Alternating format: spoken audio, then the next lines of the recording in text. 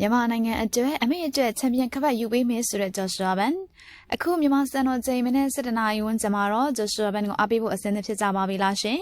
ပွဲချိန်ကအရန်ကိုနိကပ်နေပြီဖြစ်ပါတယ်နော်ကွယ်နဲ့တီလိုင်းအားပေးကြတဲ့ဂျော့ရှွာဘန်နဲ့ပရိသတ်တွေကတော့အင်ကုန်စိတ်လို့ရှာနေကြသလိုလိုင်းဘော်ကနေတဆင့်ကြည့်ရှုအားပေးကြမဲ့ပရိသတ်တွေကလည်းစောင့်ကြည့်အားပေးနေကြပါပြီရှင်ဒီနေ့လေးကတော့အသက်ငယ်ငယ်လေးနဲ့ UFC လိုနေရာမျိုးမှာချန်ပီယံခပတ်စင်ခေါ်ခွင့်ရရှိထားတဲ့ဂျော့ရှွာဘန်နဲ့ပန်ဒူဂျာတို့ရဲ့ပွဲကြီးပွဲကောင်းကြည့်ရှုရမယ့်အချိန်မှာပဲရှင်မြန်မာနိုင်ငံကိုချစ်မြတ်နိုးသူဒီဘက်မှာဆိုရင်တော့ဂျော့ရှွာဘန်ကမြန်မာနိုင်ငံအတွက်အမေအတွက်ချန်ပီယံခပတ်ရရှိအောင်လို့စူးစမ်းသွားမယ်လို့ပြောထားပါတယ်။နိုင်ငံချစ်စိတ်ပြင်းပြတဲ့ဒီကောင်လေးကိုလည်းတနိုင်ငံလုံးကမြန်မာပြည်သက်တွေသားမက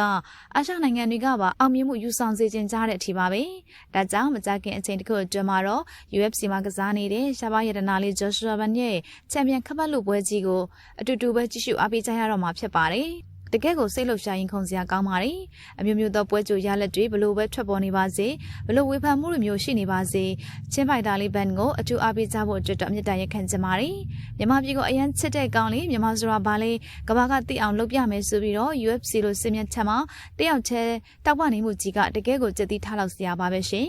မြန်မာအလံကိုလည်းကဘာကသတိထားမိစေဖို့အတွက်အမျိုးမျိုးသောပုံစံတွေနဲ့ဖန်တီးပြီးတော့ကိုယ်နဲ့မကွာစောင့်ကျင်းပြီးတော့ယူဆောင်တက်တဲ့ဖိုက်တာတယောက်ပါရှင်သူလည်းဒီပွဲအတွက်အများကြီးစူးစမ်းထားတာပြည်သက်တို့အားလုံးလည်းသတိထားမိကြမှာပါနော်။ဒါကြောင့်ကျမတို့ပြည်သက်တွေဘက်ကလည်းဂျော့ရှွာဘန်ကိုအားရင်တစ်ခုဖြစ်စေအောင်လို့အတူတူပဲအားသွန်ခွန်ဆိုင်အားပေးကြရအောင်ပါရှင်။အောင်လာအန်ဆန်ကလည်းအခုဂျော့ရှွာဘန်ကိုအားပေးဖို့အတွက်ကွန်းထဲကိုရောက်ရှိနေပြီပဲဖြစ်ပါတယ်။ဒါ့အပြင်အဆိုတော်အာဇာနီတို့တစ်ဖွဲ့လုံးလည်းကွန်းထဲကိုရောက်ရှိနေတဲ့အကြောင်းပြည်သက်တွေကိုအသိပေးထားပါတယ်နော်။ဂျော့ရှွာဘန်နဲ့ပန်ဒူဂျာတို့ရဲ့ပွဲကတော့အခုနေ့လယ်7နာရီဝန်းကျင်လောက်မှာဖြစ်ဖို့များပါတယ်။ရှေ့တွဲဆိုင်ရဲ့ထိုးသက်ချိန်ပေါ်မှာမူတည်ပြီးတော့လည်းအချိန်ကအပြောင်းလဲရှိနိုင်တာမို့အတိအကျတော့ပြောဖို့ကခက်ပါတယ်။ဒါကြောင့်7နာရီဝန်းကျင်လောက်စောင့်ကြည့်ရင်တော့မမှားပါဘူးရှင်။ဂျော့ရှွာဘန်ကတော့လက်ကြီးလေးချောင်းထောင်ပြနေတာလေးချီအတွင်းဆိုတဲ့အတိတ်ပဲလားတော့မပြောတတ်ပါဘူး။ဒါကြောင့်တိုက်ပွဲဝင်မှုအတွက်နိုင်ပိုင်းသာလိုတော့တဲ့ဂျော့ရှွာဘန်အတွက်လည်းအပိစကားလေးတွေကိုကွန်မန့်အောင်မှာပြောပြပေးခဲ့ကြပါအောင်နော်။